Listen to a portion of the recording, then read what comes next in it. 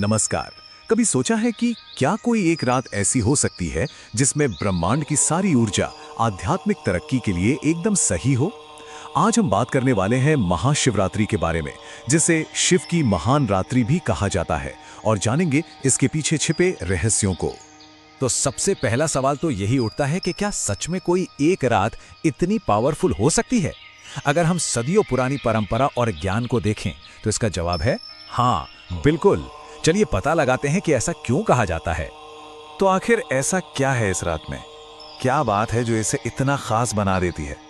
और मजे की बात यह है कि इसका जवाब सिर्फ कहानियों में नहीं बल्कि कॉस्मोलॉजी में भी छिपा है। देखिए, ये सिर्फ एक त्योहार नहीं है, ये एक कॉस्मिक इवेंट है।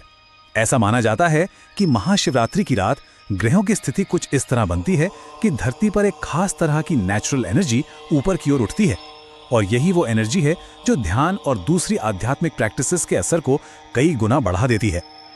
अच्छा, तो अब सवाल ये उठता है कि इस कॉस्मिक एनर्जी का फायदा कैसे उठाया जाए। इसके लिए सदियों से कुछ खास आध्यात्मिक साधनाएं बताई गई हैं जो इस रात के असर को पूरी तरह से एब्जॉर्ब करने में मदद करती हैं। इनमें सबसे पहले आता है उपवास। अब देखिए, उपवास का मतलब हम सब क्या समझते हैं? यही ना कि कुछ खाना पीना नहीं है, लेकिन इसका असली गहरा मतलब है उपवास, यानी निकटवास करना। किसके निकट? अपने भीतर के सत्य के, उस परम चेतना के। ये शरीर को तो हल्का करता ही है, साथ ही मन को दुनियावी डिस्ट्रैक्शन से हटाकर कंसंट्रेशन बढ़ाने का एक बहुत पावरफुल तरीका है। उपवास के बाद आता है जागरण। जैसा नाम से ही जाहिर है, इसका मतलब है जागते रहना। क्योंकि ये रात इतनी पावरफुल मानी जाती है तो इसे सोने में गंवाना ठीक नहीं।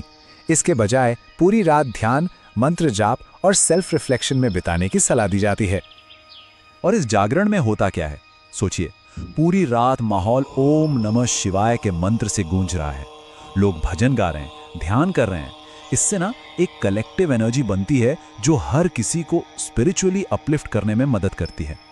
अब इन प्रैक्टिसेस के पीछे कुछ बहुत ही दिलचस्प पौराणिक कथाएं भी हैं जो इस रात को और भी गहरा मतलब देती हैं।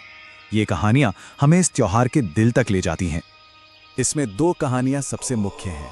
पहली ये कि इसी रात को भगवान शिव पहली बार लिंगोद्भव यानी एक ज्योतिर्लिंग के रूप में प्रकट हुए थे, और दूसरी मान्यता यह है कि ये शिव और देवी पार्वती के दिव्य विवाह का उत्सव है। तो इन्हीं कथाओं से जुड़ा हुआ एक बहुत ही सुंदर और महत्वपूर्ण रिचुअल है जो इस रात को किया जाता है, और उसे कहते हैं अभिषेक। अभिषेक का मतलब है स्नान कराना।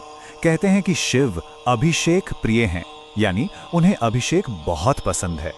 भक्त शिवलिंग पर पवित्र जल, दूध और पंचामृत जैसी चीजें चढ़ाते हैं। लेकिन यह सिर्फ एक बाहरी क्रिया नहीं है।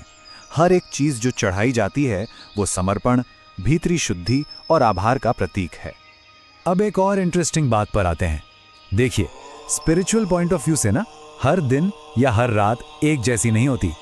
कुछ समय दूसरों से ज्यादा पावरफुल होते हैं, और महाशिवरात्रि वो तो इस हायरार्की में सबसे ऊपर है। इसे एक सीढ़ी की तरह समझ सकते हैं। सबसे पहला पायदान है नित्य प्रदोष, जो ध्यान के लिए हर रोज अच्छा समय होता है। उससे ऊपर है पक्ष प्रदोष, जो हर 15 दिन में आता है, और उससे भी ज्यादा पावरफुल है हर महीने आने वाली महाशिवरात्रि। लेकिन इन सब के ऊपर सबसे ऊंचे पायदान पर है साल में सिर्फ एक बार आने वाली महाशिवरात्रि, जो साधना के लिए सबसे पवित्र और ऊर्जावान रात मानी गई है। तो इन सारी बातों का, इन रिचुअल्स का, इन कहानियों का सार क्या है? आखिर में महाशिवरात्रि का असली मकसद बाहर नहीं बल्कि अंदर है। ये एक मौका है अपने भीतर के अंधेरे को, अपनी अज्ञानता को मिटाकर चेतना का दिया जलाने का। और इसी खूबसूरत सोच के साथ हम आज की बात खत्म करते हैं। ये श्लोक हमें याद दिलाता है कि शिव का जो कल्याणकारी रूप है वो सबका हर जगह हमेशा भला करे, और ये रात बस उसी कल्याण को अपने अंदर महसूस करने का एक मौका है।